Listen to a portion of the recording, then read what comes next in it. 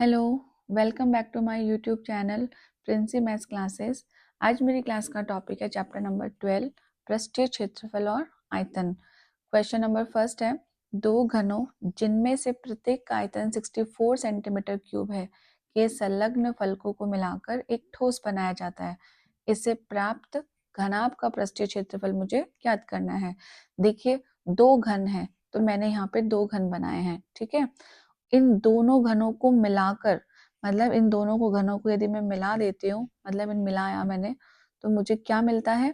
घनाभ मिलता है। तो घनाभ क्या करती है? ऐसी होती है। घन क्या करती है? ऐसी होती है। तो दो घनों को मैंने मिलाकर क्या बना दिया? घनाभ बना दिया। अब क्वेश्चन में लिखा हुआ है कि घन जिनमें से प्रत्येक का आयतन कितना दिया हुआ है? 64।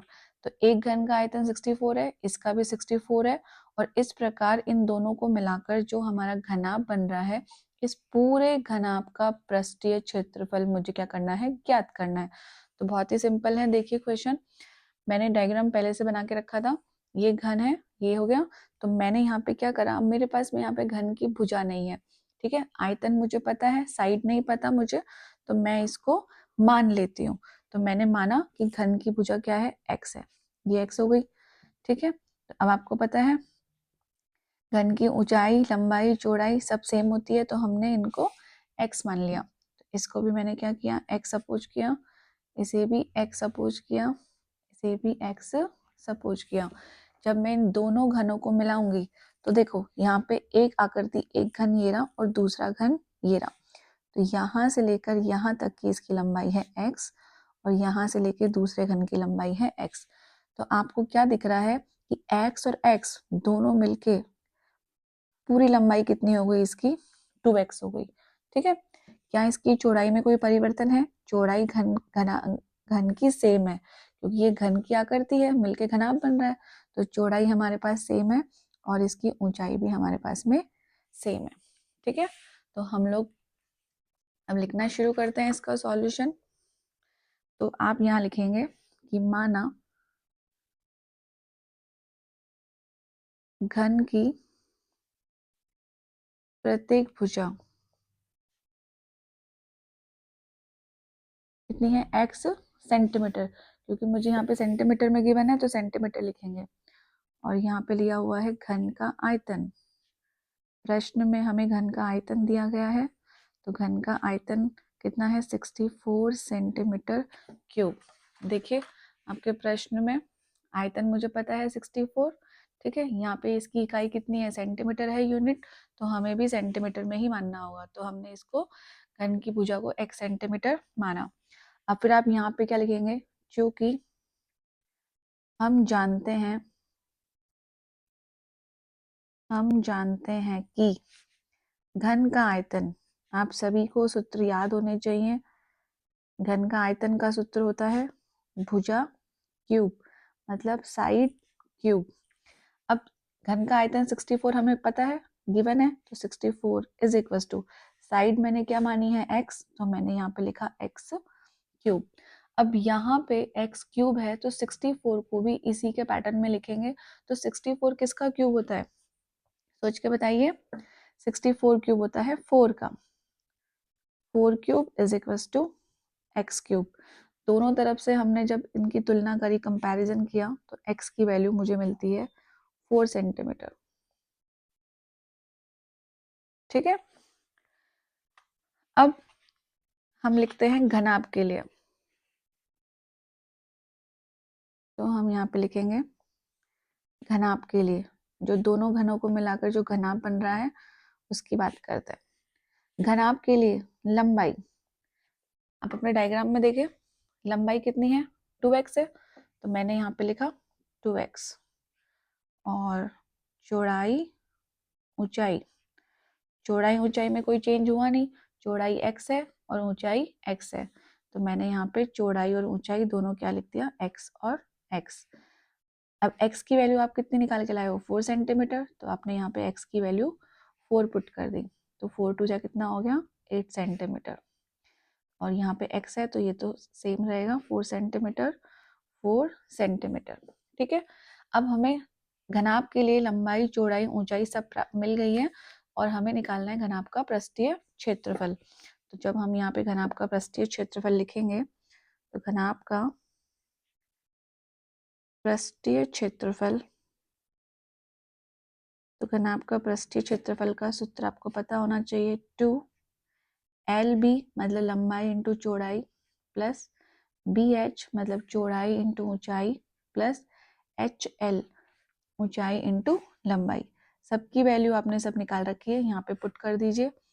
2L कितना है 8, B कितना है 4, 4 इंटू 4, 4 इंटू 8। जब आप इसे सॉल्व करेंगे 8 4 जा होता है 32, 4 4 जा होता है 16 और 4 8 जा अगेन 32। जब आप इन्हें ऐड करेंगे 32 32 64 प्लस 16 हो गया 80, यहाँ पे हो गया 80। 2 को 80 से मल्टीपल करेंगे तो हमारे पास हो जाएगा 160। अब पृष्ठीय क्षेत्रफल निकाल रहे हो तो इसकी यूनिट आएगी सेंटीमीटर स्क्वायर। ठीक है, तो आपने जो ये घनाभ मिल रहा है, दोनों घनों को मिलाकर जो घनाभ बन रहा है, इस घनाभ का पृष्ठीय क्षेत्रफल निकल के आया है 160 centimetre square. Okay, I hope आपको समझ आया होगा।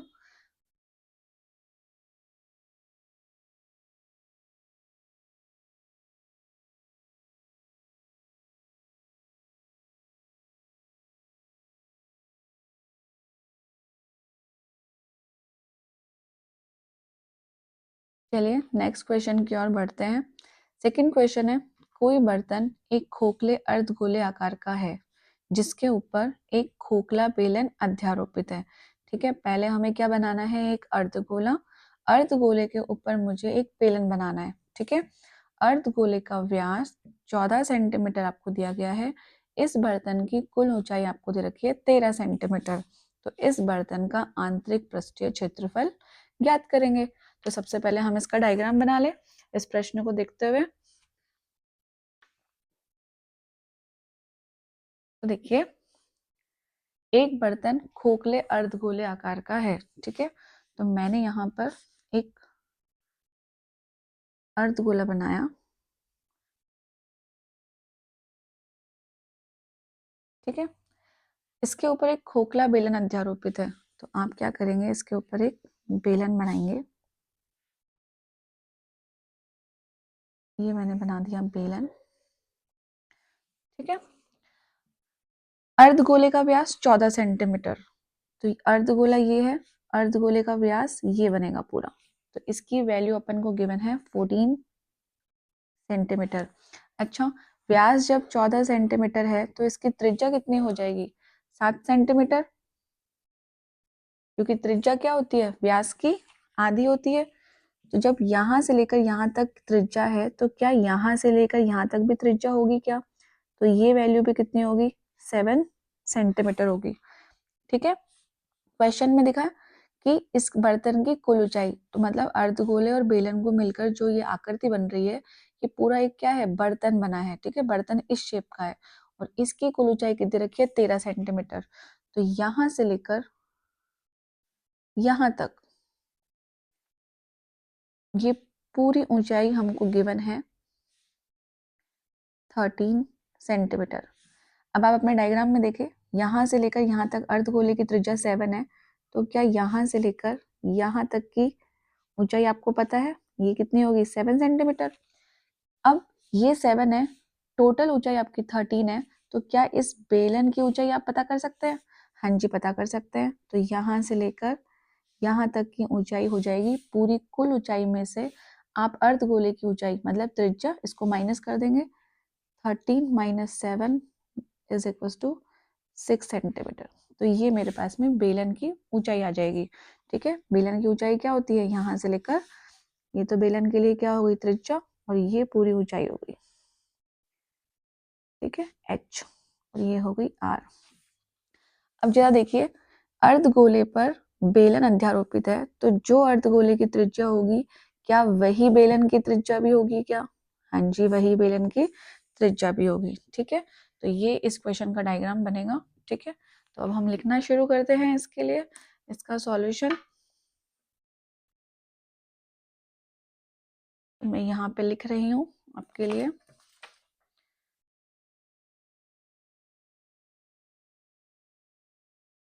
तो अर्धगोले और बेलन दोनों की त्रिज्या सेम है, तो मैं हिंदी इस तरह से लिख देती हूँ इन दोनों की लैंग्वेज। अर्धगोले तथा बेलन की उभयनिष्ठ, क्योंकि दोनों की कॉमन है और कॉमन को मैंने शब्द दे दिया है उभयनिष्ठ। उभयनिष्ठ त्रिज्या, त्रिज्या को r से व्यक्त करते हैं, वो कितनी है दोनों की 7 सेंटीमीटर। क्योंकि व्यास हमको पता था, व्यास कितना दिया था 14 सेंटीमीटर, तो त्रिज्या क्या होती है व्यास की हाफ होती है, आधी होती है, तो 7 सेंटीमीटर हो गया। ठीक है, तो फिर हम यहाँ लिखेंगे अब बेलन की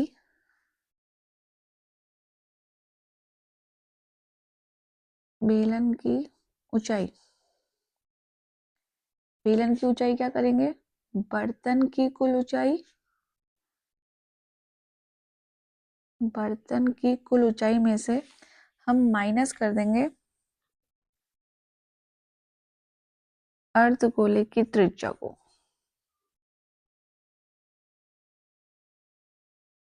कितना हुआ हमारे पास में 13 - 7 इज इक्वल टू 6 सेंटीमीटर। ये हो गया हमारे बेलन की ऊंचाई।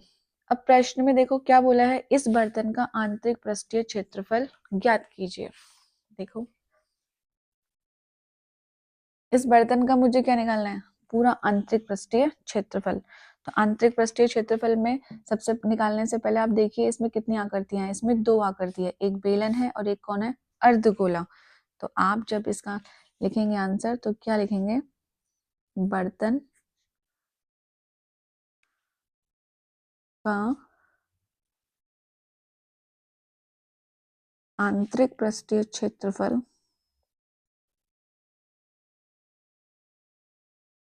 इज इक्वल टू बेलन का आंतरिक पृष्ठीय क्षेत्रफल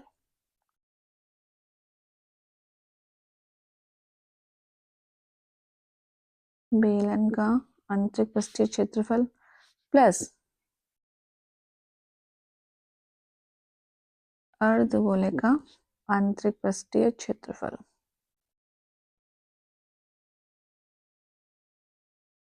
अर्धगोले का आंतरिक, तो हम क्या करेंगे इन दोनों आकृतियों के आंतरिक पृष्ठीय क्षेत्रफल को निकालकर जोड़ देंगे, तो टोटल इस बर्तन का आंतरिक पृष्ठीय क्षेत्रफल ज्ञात हो जाएगा। ठीक है, तो बेलन का आंतरिक पृष्ठीय क्षेत्रफल, हाँ जी बेलन का पृष्ठीय क्षेत्रफल का फॉर्मूला क्या होता है, आंतरिक मतलब अंदर का निकालना है, तो क्या आएगा वक्र पृष्ठीय क्षेत्रफल, तो उसका फॉर्मूला होता है 2πr/h प्लस अर्धगोले का निकालना है हमें, तो अर्धगोले का कितना होता है 2πr²। ठीक है, curve surface area of a cylinder plus curve surface area of A hemisphere. Okay, जब हमने इसको सॉल्व किया 2πr मुझे कॉमन दिख रहा है, तो मैंने 2πr कॉमन निकाल लिया, ब्रैकेट में रह गया h+r। ओके, तो 2 और हमने यहाँ पे पाई की वैल्यू कितनी रखी 22/7, r हमारे पता है गिवन है कितनी है 7, h की वैल्यू, अब ये h किसके लिए है सिलेंडर मतलब बेलन के लिए, और बेलन की मैंने यहाँ पे h कितनी निकाल रखी है 6, तो मैंने यहाँ पे लिखा 6 और r की वैल्यू कितनी है 7। ठीक है, अब यहाँ से 7 को 7 से कैंसिल कर दिया, 22 को 2 से मल्टीपल करेंगे तो कितना आएगा 44, 7 और 6 को यदि हम ऐड करेंगे तो हमारे पास में कितना आएगा 13, और 44 को जब आप 13 से मल्टीपल करोगे तो ये आ जाएगा आपके 572, हाँ जी 572, तो ये हो गया सेंटीमीटर स्क्वायर। ठीक है, तो लास्ट में आप आंसर लिख कर आएंगे इस तरह से कि अतः बर्तन का कुल आंतरिक पृष्ठीय क्षेत्रफल is equal to 572 centimetre square. याद रखना हमेशा क्षेत्रफल मतलब एरिया सेंटीमीटर स्क्वायर में आता है, यदि वॉल्यूम की बात करते हैं आयतन की तो क्या आता है यूनिट क्यूब आती है। ठीक है, नेक्स्ट क्वेश्चन नंबर 3 की ओर बढ़ते हैं। एक खिलौना त्रिज्या 3.5 सेंटीमीटर वाले एक शंकु के आकार का है जो उसी त्रिज्या वाले एक अर्धगोले पर क्या है, अध्यारोपित है। इस खिलौने की संपूर्ण ऊंचाई आपको दे रखी है 15.5 सेंटीमीटर। तो इस खिलौने का संपूर्ण पृष्ठीय क्षेत्रफल ज्ञात कीजिए। तो देखो यहाँ पे हमारे पास ये कितनी आकृतियां हैं, एक तो शंकु है और दूसरा मेरे पास में क्या है, अर्धगोला है। ठीक है, मतलब कोन है और हेमिस्फीयर है। जो कोन है ना, वो इस हेमिस्फीयर पे क्या है, रखा गया है। अध्यारोपित का मतलब है रखा गया। ठीक है, तो हम इसका डायग्राम बनाते हैं सबसे पहले। देखिए,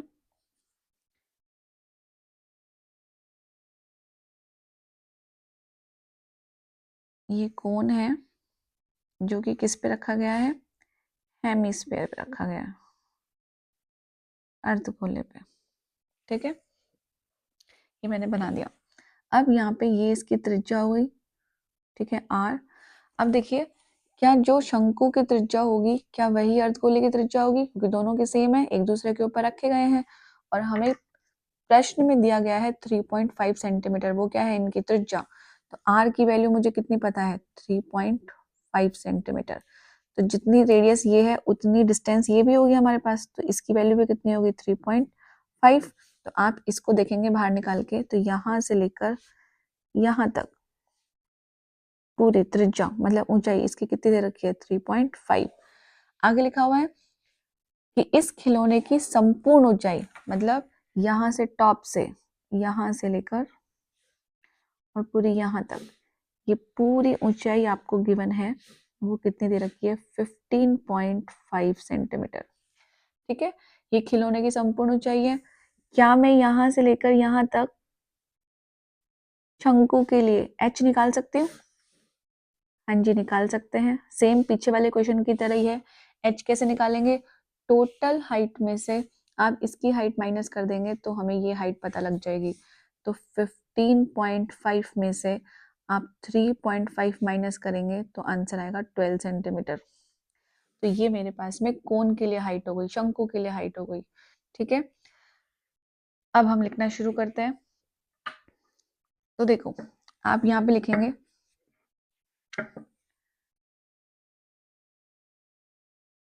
शंकु की त्रिज्या, जो आपको दे रखा है, दिया है, वो सबसे पहले गिवन आप लोग लिखें। त्रिज्या r कितनी दे रखी है, 3.5 सेंटीमीटर। अब जो इस शंकु के लिए त्रिज्या है कोन की, वही सेम इसके लिए होगी, हेमिस्फीयर मतलब अर्धगोले के लिए। तो आप यहाँ पे लिखेंगे, सेम लिखेंगे, अर्धगोले की त्रिज्या r, दोनों की सेम है 3.5 सेंटीमीटर। ठीक है, अब आप यहाँ लिखेंगे चूंकि खिलौने की ऊंचाई कितनी दे रखी है, 15.5 सेंटीमीटर, तो इसलिए शंकु की ऊंचाई कितनी होगी, शंकु की ऊंचाई मतलब h, टोटल खिलौने की हाइट में से आप क्या करेंगे, अर्धगोले का माइनस कर देंगे ऊंचाई। ठीक है, अर्धगोले के लिए त्रिज्या ही क्या है, ऊंचाई का काम करेगी। तो आप यहाँ पे इसकी माइनस करेंगे तो कितना आएगा, 12 सेंटीमीटर। अब आपको क्या देखना है, मुझे इस खिलौने का संपूर्ण पृष्ठीय क्षेत्रफल ज्ञात करना है। तो संपूर्ण पृष्ठीय क्षेत्रफल जब मैं निकालूंगी तो मैं क्या लिखूंगी कि खिलौने का संपूर्ण पृष्ठीय क्षेत्रफल इज इक्वल टू शंकु का पृष्ठीय क्षेत्रफल प्लस अर्धगोले का पृष्ठीय क्षेत्रफल। तो आपको ये पता होना चाहिए कि शंकु का पृष्ठीय क्षेत्रफल का सूत्र होता है पाई आर एल। ठीक है, क्या हमारे पास में एल पता है क्या, एल क्या होता है, त्रियक ऊंचाई, स्लैंट हाइट। क्या मुझे ये पता है, नहीं पता, लेकिन मुझे h की वैल्यू पता है। h कितना है, 12, r की वैल्यू 3.5। तो इन दोनों की हेल्प से हम लोग l निकाल सकते हैं, तो हम यहाँ पे लिखेंगे शंकु की त्रियक ऊंचाई, हमें वो निकालनी पड़ेगी, तभी हम फॉर्मूले में उसकी वैल्यू रख पाएंगे। तो शंकु की त्रियक ऊंचाई L, L निकालने का फॉर्मूला होता है root of R square plus H square, ये इसका फॉर्मूला होता है। ठीक है, और वैसे भी आपको पता है, दिख रहा है एक तरह से ये ट्रायंगल जैसा शेप बन रहा है। ठीक है, राइट एंगल ट्रायंगल, समकोण त्रिभुज। ठीक है, ये दोनों 90 डिग्री बन रहा है। तो 90 डिग्री के सामने वाली भुजा क्या कहलाती है, कर्ण होती है। ठीक है, और यहाँ पे थीटा के सामने वाली भुजा क्या होती है, लंब, और ये वाला आधार। तो आप सेम उस फॉर्मूले से बना सकते हैं, पाइथागोरस थ्योरम से ही निकला है ये। तो आप यहाँ पे वैल्यू रख दीजिए, रूट ऑफ r की वैल्यू है 3.5 का स्क्वायर, h की वैल्यू है 12 का स्क्वायर। ठीक है, ये हमने रख दिया। अब इसको सॉल्व कर लीजिए। 3.5 का स्क्वायर होता है 12.5 प्लस 12.25 प्लस और 12 का स्क्वायर होता है 144। जब आप इसे सॉल्व करेंगे, ऐड करेंगे तो 156.25 ये आप ऐड होके आएगा और यहाँ से L की वैल्यू निकल के आ जाएगी। ये 12.5 सेंटीमीटर का स्क्वायर रूट होता है। ओके, तो ये हमारे पास में L की वैल्यू हमें पता लग गई। अब हम क्या करेंगे, इस बर्तन नहीं, खिलौना था, सॉरी। तो इस खिलौने का अपन क्या निकालेंगे, पृष्ठीय क्षेत्रफल। तो आप यहाँ लिखेंगे खिलौने का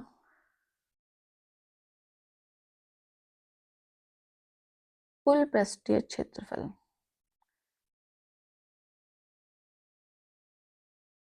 इज इक्वल टू शंकु का पृष्ठीय क्षेत्रफल प्लस दूसरी शेप क्या है, अर्धगोला, अर्धगोले का पृष्ठीय क्षेत्रफल। हाँ जी, शंकु का पृष्ठीय क्षेत्रफल का फॉर्मूला क्या होता है, पाई आर एल। तो आपने यहाँ पे लिखा पाई आर एल। अर्धगोले का पृष्ठीय का क्षेत्रफल कितना होता है, 2 पाई आर स्क्वायर।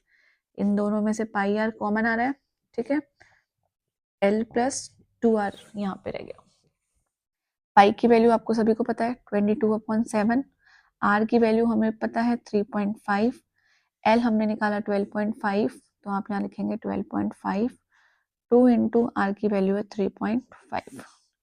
ठीक है, आप इसको 7 से कट कर देंगे तो यहाँ पे 22, जब 35 3.5 को 7 से करेंगे तो यहाँ पे आ जाएगा 0.5, 12.5 ऐसे ही, और 3.5 का डबल कितना होता है, 7।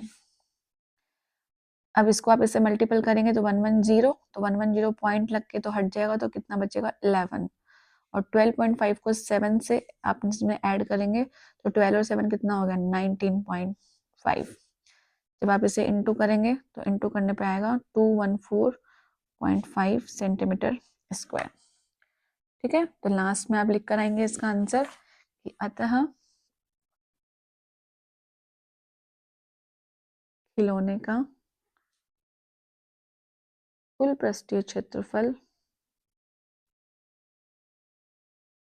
is equals to 214.5 centimetre square answer. ठीक है, आई होप समझ आ रहा होगा। नहीं समझ में आए, एक बार वीडियो को फिर से पीछे करके देखें